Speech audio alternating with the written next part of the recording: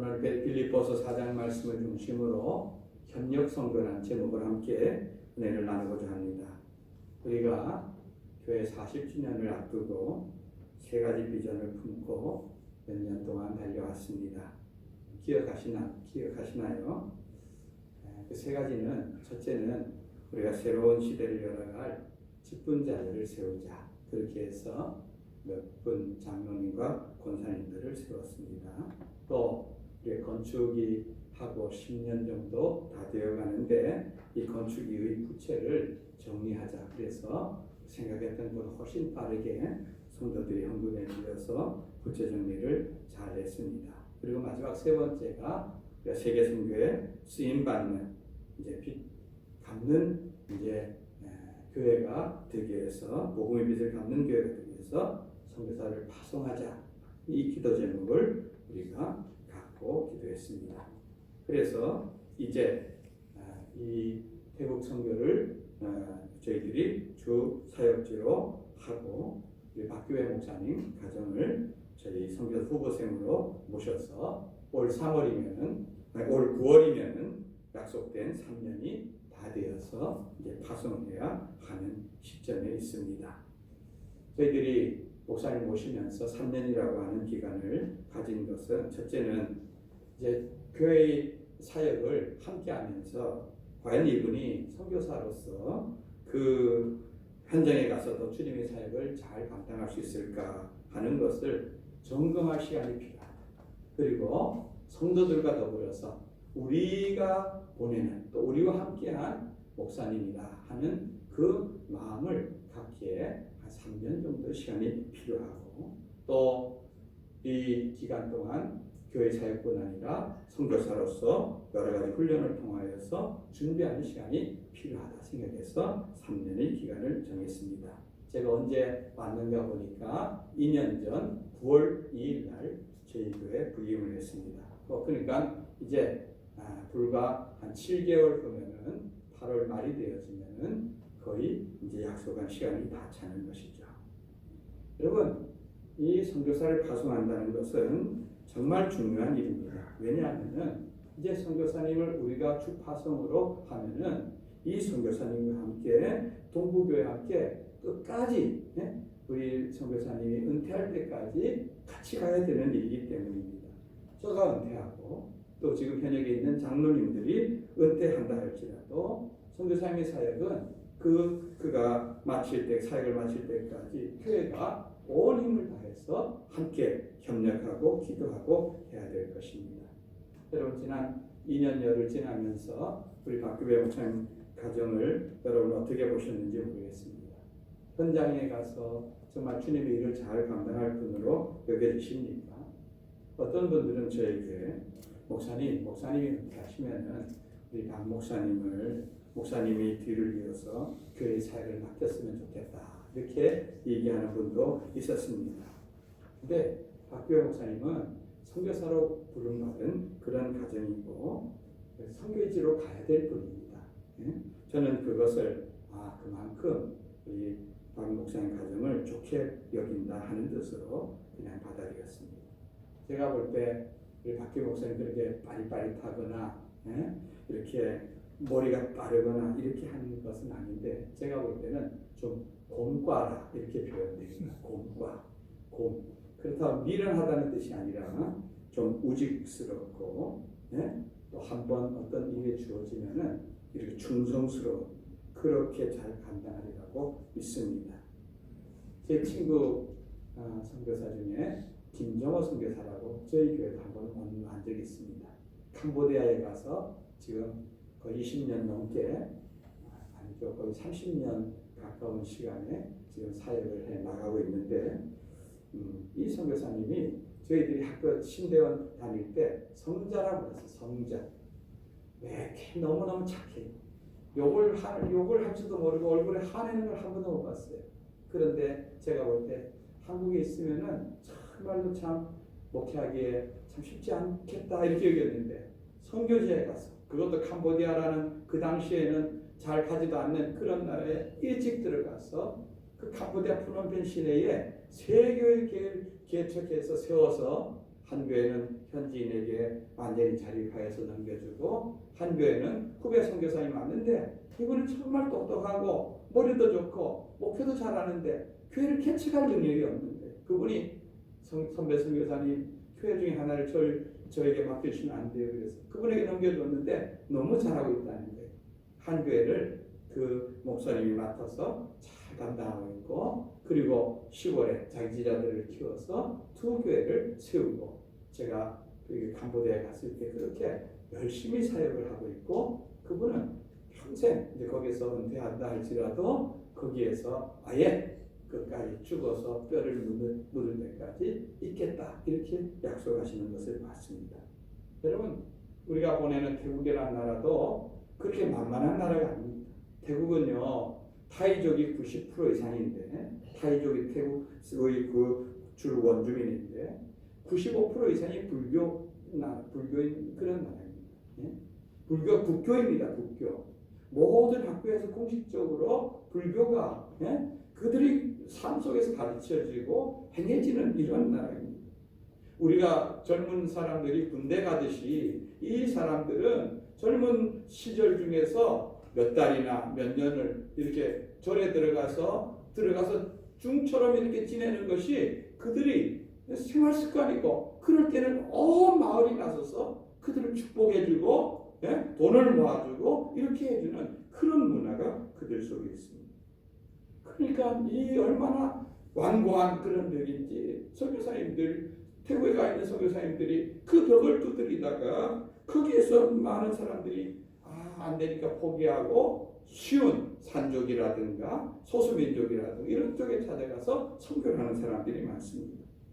그런데 정말 여러분 그 태국을 변화시키려면은 누구를 전도해야 될까요? 그 타이족 그 중심되는 90% 이상 되는 타이족을 선교하지 않고는 어떻게 선교가 되겠습니까? 그래서 저희들은 처음부터 우리는 오직 타이족 그 사람들에게 있는 곳에 간다. 그렇지 않으면 선교가 의미가 없다. 이렇게 해서 가는데 태국 중에서도 복음화율이 가장 낮은 그런 지역으로 우리 선교사님이 가려고 지금 준비 중에 있는 것입니다. 여러분 이제 우리는 이제 동부교회는 강원도 그것도 삼척이라는 작은 그 시골에 있는 그런 교회지만 우리가 선교사를 파송했다는 이 영광스러운 사실을 우리는 자부심으로 가져야 될 줄 믿습니다. 삼척에 우리보다 큰 교회들이 많이 있죠. 몇몇 교회들이 있죠. 그런데 다 그 교회들이 저는 모르겠습니다. 구체적으로 모르지만 선교사를 파송했다는 얘기를 제가 와서 여기서 지내는 동안 들어보지를 못했습니다. 물론 선교를 협력하고 하는 일들은 하겠지만 여러분 이런 일들을 우리 교회가 감당할 수 있다는 것은 얼마나 복되고 하나님 보실 때 귀한 일입니까? 여러분 이렇게 코로나로 재정적으로 어려워지고 하면서 많은 교회들이 제일 먼저 타격이 가는 곳이 선교인 거죠. 참 안타까운 일이죠. 선교사님들 후원을 줄이고 재정을 줄이고 파송하는 계획을 줄이고 이래서 더 이상 하나님 나라를 위해서 쓰임받지 못하는 이런 현실이 지금 우리들인 것입니다. 여러분 이러한 때에 우리가 하나님 나라를 위해서 복음을 위해서 쓰임받는다는 것은 정말 자랑스럽고 복된 일인 줄 믿습니다. 여러분 이 복음을 전하는 것은요 교회의 사명인 것입니다. 복음을 전하는 이 일은 교회 존재의 목적인 것입니다. 올해 교회 표어처럼 예수 그리스도의 복음의 시작이라 예수 그리스도를 통하여서 우리에게 오신 예수님을 통하여서 이 예수님을 통하지 않고서는 어느 누구도 생명의 길, 천국에 가는 길이 없다는 것을 우리는 믿습니다. 그 시작된 복음을 우리는 끝까지 전하는 것이 저와 여러분의 사명인 줄 믿는 것입니다. 마태복음 28장 19절에서 20절 말씀을 우리 앞을 보고 함께 읽겠습니다. 시작. 그러므로 너희는 가서 모든 민족을 제자로 삼아 아버지와 아들과 성령의 이름으로 세례를 베풀고 내가 너희에게 분부한 모든 것을 가르쳐 지키게 하라. 볼지어다 내가 세상 끝날까지 너희와 항상 함께 있으리라 하시니라. 아멘. 여러분 이 말씀은요 예수님이 십자가에 돌아가시고 부활하신 이후에 천국으로 가시는 하늘나라로 가시는 마지막 그 여정에서 들리기 전에 제자들에게 남긴 그런 말씀인 것입니다. 즉 유언과도 같은 말씀인 것이죠. 뭐라고 하고 있습니까? 모든 민족에 가서 그들을 제자 삼아라. 하나님의 복음을 그들에게 가르쳐라. 그리고 세례를 베풀어라. 그리고 그들로 그 말씀을 지켜 살게 하라. 여러분, 이 명령은 주님이 우리에게 준 유언인데요. 중요한 것은 우리가 선교한다 이러면 선교사만 보낸다 이게 아니라 이것은 선교사 혼자 할 수 있는 일이 아닌 것입니다. 가는 사람도 중요하지만 보내는 사람도 그만큼 중요한 것입니다.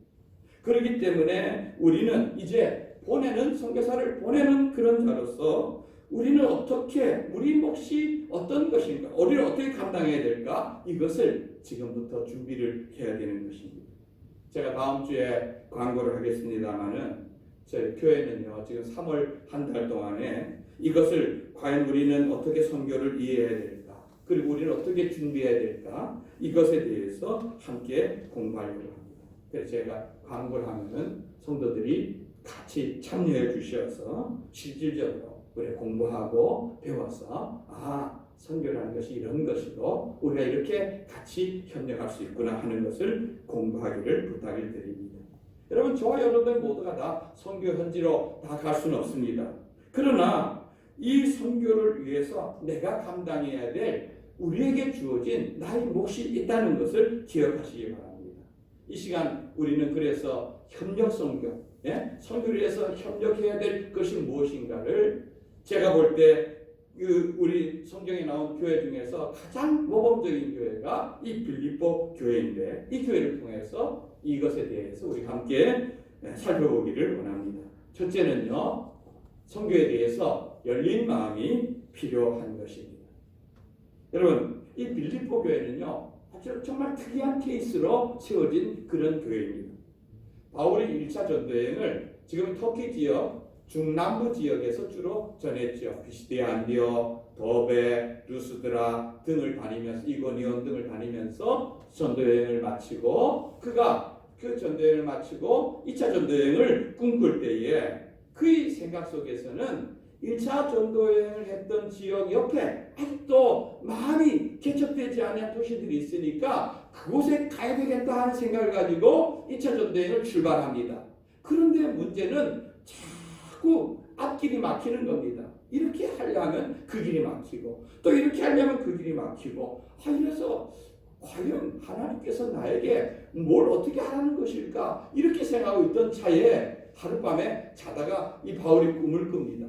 그런데 전혀 생각하지 못했던 바로 이곳에서 바다를 건너서 있는 저 유럽 쪽에 있는 마게도냐 사람이 바울에게 손짓을 하는 겁니다. 바울 선생님 와서 우리를 도와주세요. 그러다가 잠을 벌떡 깼습니다. 깨보니 하나님께서 나를 이 아시아에서 복음 전하지 말고 이 바다를 건너 저 유럽에 가서 전해라. 여러분, 그 당시 유럽은 우리 그 바이킹 알죠? 바이킹. 참 이 나무 배 타고 다니면서 해적기 해 먹고 이렇게 하는 이 사람들의 후예들로, 그러니까 그 당시에는 미개하고 사람 취급 잘하던 이런 곳에 하나님께서 그들에게 보낸 겁니다. 그래서 바울이 그곳에 건너가서 제일 먼저 도착한 성이 바로 이 빌립보라고 하는 이제 성인 것입니다. 근데 거기에 가서 복음을 전하는데 이 루디아라는 여자가 바울을 만나서 말씀을 들을 때 하나님께서 그에게 역사하셔서 그 말씀을 믿어지게 했어요. 그래서 바울 선생님, 내가 예수 믿는데 우리 집에 오셔서 우리 가정 모든 사람들을 다 세례를 주고 예수 믿도록 해주세요. 이렇게 해서 바울이 그 집에 가서 그들에게 세례를 베풉니다. 그때에 이 루디아가 바울 일행에 이렇게 말합니다. 사도행 16장 15절 말씀 한번 읽어봅니다. 시작. 그와 그 집이 다 세례를 받고 우리에게 청하여 이르되 만일 나를 주 믿는 자로 알거든 내 집에 들어와 유하라 하고 강권하여 머물게 하니라. 아멘. 여기 보면 이 루디아는 비단 장사하던 그런 여인이었습니다. 아마 살림도 좀 넉넉했던 것 같습니다. 종들도 있었던 것 같고 여러 번 그 일에 하는 직원들도 여럿이 되었던 것으로 보여집니다. 근데 이 주인이 먼저 예수를 믿고 하니까 그 직원들과 자기 집에 있는 모든 식솔들이 다 세례를 받습니다. 그리고 나서 이 바울 일행들에게 이렇게 요구합니다. 내가 이제 세례를 받고 예수 믿는 자가 되었으니 나도 같은 배를 탄 사람 아닙니까? 이제 당신 일행들이 우리 집으로 들어오십시오. 우리 집으로 들어오십시오. 그리고 이 집에서 머물면서 복음을 전하십시오. 야, 여러분, 바울은요 처음부터 복음 전하면서 그는 나는 복음 전하는데 자비량으로 복음 전하겠다. 자비량이 뭡니까? 내가 노력하고 내가 벌어서 전하겠다. 그래서 바울은 어디 가나 천막 짓는 일을 하면서 그 남는 시간들을 통해서 낮잠 자는 시간, 저녁 시간 이런 시간 통해서 복음을 전하고 교회를 세웠습니다.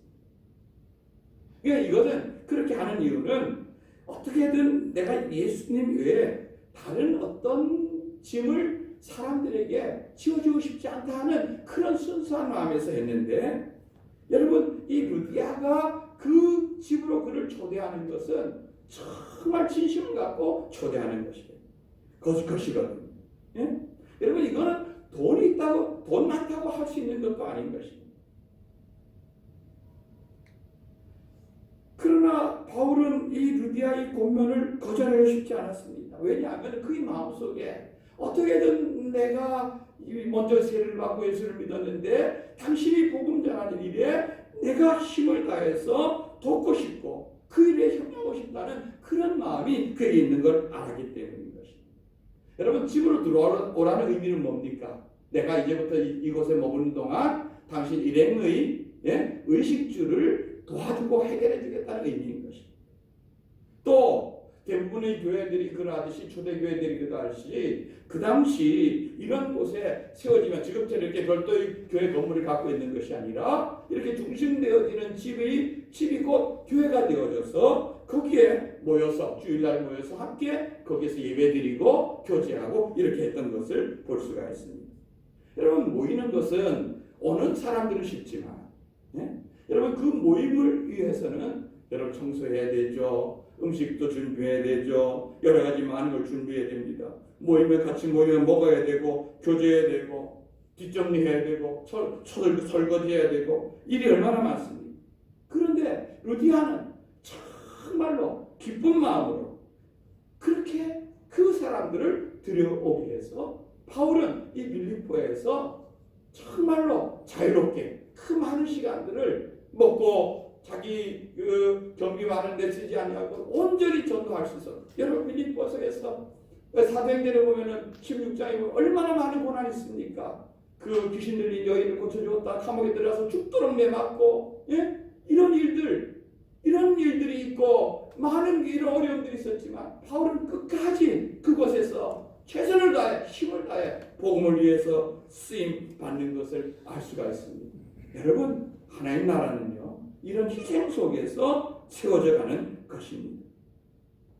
오늘 말씀에도 보면은 10절에 보면은 이런 표현이 있습니다. 여기 보면 너희가 나를 생각하던 것이 이제 다시 싹이 났다. 너희가 나를 생각하던 것이 이 말은 뭡니까? 바울이 이곳에 있다가 다른 곳으로 복음을 전하러 떠났을 때에도 이 교회는 계속해서 바울에 대해서 어떻게 하면 저 바울을 도울 수 있을까 생각했다는 것을 말하고 있는 것입니다. 예? 그렇게 생각하는 마음을 갖고 있다가 바울이 지금 로마에 있는 감옥에 갇혀서 복음을 변증하고 있다는 얘기를 듣고 그때 이들은 야 지금은 돕자 이렇게 해서 이들이 도운 것을 알 수 있습니다. 여러분 마음이 있으면요 거기 마음이 있으면 거기에 우리 생각이 가게 되고 그 생각을 하다 보면은 그때 기회가 생기는 것입니다. 우리에게도 이런 마음이 필요한 것입니다. 복음과 하나님의 나라를 위해서 일꾼들을 향해서 이런 열려있는 마음이 필요한 것입니다. 복음 사역자들이 마음껏 사역할 수 있도록 내가 할 수 있는 최선의 것을 돕겠다.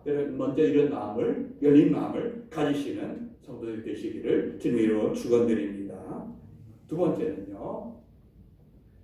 열린 지갑이 필요한 것입니다. 열린 지갑. 여러분 이 빌립보 교회는 바울이 빌립보에 있을 때뿐 아니라 그곳을 떠났을 때에도 계속해서 지속적으로 도왔습니다. 오늘 15절 말씀 한번 앞을 보고 읽어봅니다. 시작. 빌립보 사람들아 너희도 알거니와 복음의 시초에 내가 마게도냐를 떠날 때에 주고받는 내 일에 참여한 교회가 너희 외에 아무도 없었느니라. 아멘. 마게도냐는 요즘 말로 하면 강원도 같은 이렇게 큰 도단위입니다. 그 안에 빌립보 교회, 데살로니가 교회, 베레아 교회 등 몇몇 교회들을 바울이 세웠습니다. 그런데 바울이 그 지역에서 복음을 전하고 다른 데로 갈 때에 뭐예요? 주고받는 일이 뭐예요? 바울이 그때 복음을 주었는데 그 바울을 돕기 위해서 돈을 모아서 성경을 보낸 교회가 어느 교회밖에 없다? 빌립보 교회밖에 없다. 여러분, 당시 이 주변에 몇 개의 교회가 있었는지 몰라도 자기 교회를 떠난 사역자에게 선교헌금을 보낸다는 것이 결코 쉽지 않은 것을 보여주는 그런 장면입니다. 그 어려운 일을 이 빌립보 교회는 늘 열린 마음을 가지고 감당했던 것입니다. 그리고 지금 이 빌립보서를 쓸 때 바울은 로마의 감옥에서 복음 때문에 로마 가이사에게 재판을 받고 있었습니다. 여러분, 재판을 받는다는 것은 이제 매이는 몸이 된 거잖아요. 그죠? 그러니까 수입은 없잖아요. 수입은 없으니까 얼마나 힘들고 어려운 그런 시기겠습니까?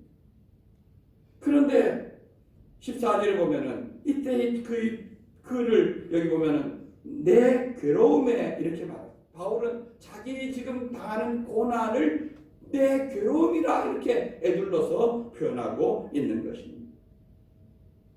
여러분, 이런 예수님을 복음을 전하다 고생하는 그를 위해서 빌립보 교회는 자원하여서 우리가 저 고생하는 바울을 그냥 두고 볼 수 없다. 여러분, 빌립보에서 로마까지는 거의 2000리가 되는 길입니다. 그래서 그들이 헌금을 모았습니다. 그리고 누군가 그걸 가지고 가야 되는데 에바브로디도라는 그 교회 지도자가 그 돈을 가지고 그 먼 길을 배를 타고 도보를 걸어서 찾아가서 그리고 거기 가서도 그냥 돈만 전해주고 온 것이 아니라 있는 힘을 다해서 밥도 해주고 빨래도 해주고 돕다가 몸에 병이 들 정도로 그것도 심한 죽을 병이 들 정도로 심한 그런 질병 가운데 이렇게 해서 이 교회가 그 바울 복음 전하는 바울을 얼마나 돕고 함께하는지를 나타내 보여주는 겁니다. 그러니까 바울 입장에서는 그런 교회의 사랑을 받을 때 얼마나 고맙고 감사한 일이겠습니까? 여러분, 선교사님들은요 현장에 가면은 오직 복음만을 위해서 살아갑니다. 그의 필요한 것은 전적으로 그를 파송한 교회와 후원하는 교회에서 도와야 하는 것입니다. 저는 이 일에 우리 동북의 모든 성도들이 함께 해줄 것을 부탁드립니다. 제가 지난주에 우리 처음 모여서 예배드리며 헌금을 정리하다 보니 이미 많은 분들이 새가 되어서 이렇게 고민하지 않았는데도 성경금을 작정하고 해주는 분들이 많이 있습니다. 아마 여기 있는 분들 가운데 대부분의 분들이 이 일에 기꺼운 마음으로 참여해주고 있을 줄 압니다. 정말 고맙고 감사한 일입니다. 그런데 제가 이 말씀을 드리는 것 정말 원하는 것은요, 하나님께서 우리를 통하여 이루실 이 위대한 일에 모든 성도들이 함께 참여해 주기를 바랍니다. 여러분, 이거는요 교회에 어떤 돈이 없어서 그런 것이 아닙니다. 지금 제가 지난번에 교회 성경헌금 통장을 정리하다 보니까 지난 2년 동안 우리 성도들이 힘을 다해서 헌금해 준 돈이 우리가 선교를 위해서 쓰고 지금 한 4천여만 원 헌금이 남아있는 것을 보았습니다. 이것은 언제든지 우리 선교지에 필요한 대로 또 선교사님이 선교지에 가서 정착할 때 또 나중에 현지에서 필요한 대로 우리는 이 헌금을 보내야 될 줄로 아는 것입니다. 중요한 것은요, 교회에 얼마나 돈이 모였다 이게 아니라 내가 그 일에 함께 참여하느냐 하는 일인 줄 믿습니다. 저는 바라는 것은 우리 주일학생들부터 중고등학생, 청년들까지 모두가 다 일에 참여해 주길 바랍니다. 여러분, 부모님 용돈 받잖아요. 그죠? 얼마나 받는지 몰라도 그 가운데 단돈 1,000원이라도 떼어서 하나님께 드릴 수 있는 그런 자들이 되기를 바라는 것입니다. 여러분, 목사님이 3년 동안 여러분들을 기도해 주지 않았습니까? 여러분, 그리고 또 헌금만 드리는 것이 중요한 것이 아니라 우리가 헌금과 더불어서 늘 기도가 함께 따라가야 되는 것입니다. 예? 물질만큼 중요한 것이 기도로 늘 우리가 뒤에서 돕는 것입니다. 물질을 복음 전파를 위해서 복음 전파하는 일에 함께 마음을 모으고 기도를 모으고 물질을 드릴 때에 그들에게도 하나님께서 동일한 그런 선교사 동일한 축복과 은혜를 주실 줄 믿습니다. 마태복음 10장 41절 말씀 우리 앞을 보고 함께 읽겠습니다. 시작. 선지자의 이름으로 선지자를 영접하는 자는 선지자의 상을 받을 것이요 의인의 이름으로 의인을 영접하는 자는 의인의 상을 받을 것이요. 아멘. 여러분, 이건 예수님께서 말씀하신 것이지만 이 당시는 아직 선교사가 없는 때이죠. 그죠? 그런데 저는 이 원리가 똑같이 선교사님에게도 적용된다 생각되어집니다. 선교사의 이 이름으로 선교사를 영접하고 그를 위해서 함께 마음을 모으고 기도를 모으고 물질을 모으고 하는 자들에게는 똑같은 선교사의 상을 주십니다. 여러분, 가는 선교사만 중요한 것이 아니라 보내는 저와 여러분들도 함께 협력하는 선교사라는 마음을 늘 갖는 저와 여러분 되기를 바라는 것입니다. 우리는 현장에 가지 않지만 주님의 나라의 복음을 위해서 나도 쓰임받고 나도 물질 드리고 기도 드리고 함께 했다 하는 그런 영광 가운데 우리 함께 있기를 원하는 것입니다. 마지막 세 번째는요. 이것은 하나님을 기쁘게 하는 일인 것입니다. 빌립보 4장 18절 말씀 한번 읽어봅니다. 시작. 내게는 모든 것이 있고 또 풍부하니라 에바브로디도 편에 너희가 준 것을 받음으로 내가 풍족하니 이는 받으실 만한 향기로운 제물이요 하나님을 기쁘시게 하는 것이라. 아멘.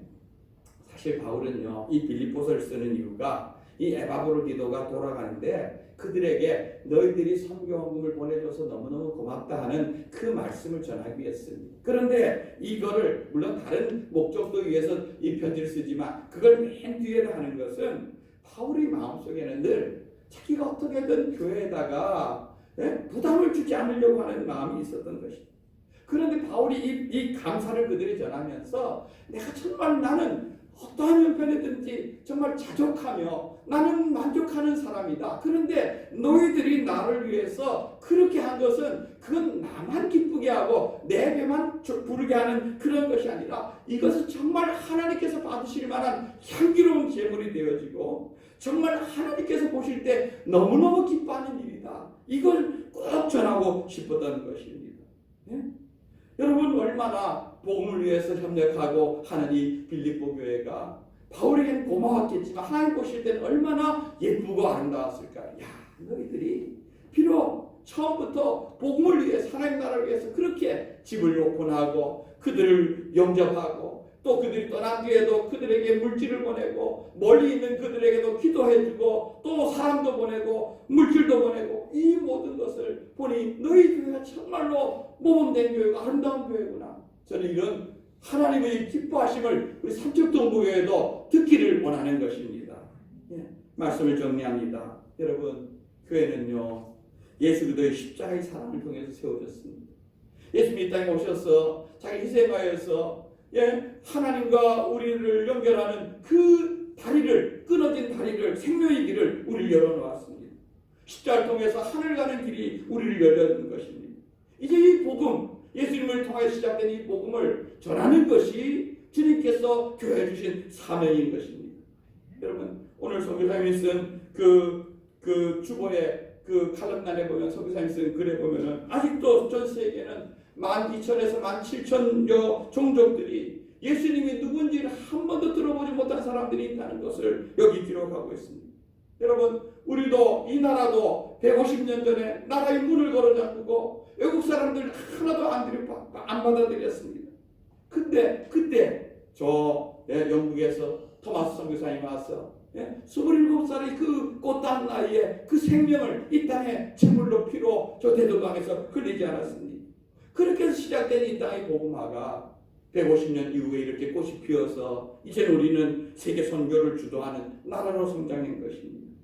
우리같이 부족한 자들을 들어서 이 위대한 일을 하게 하시는 하나님을께 찬양을 드리고 이 모든 이 일에 온 성도들이 한 마음과 한 뜻으로 함께하여서 우리 복된 삼척동부교회가 하나님을 기쁘시게 하는 교회, 하나님께서 보실 때 아름다운 교회로 자라가는 저와 여러분 되기를 주님의 이름으로 축원드립니다.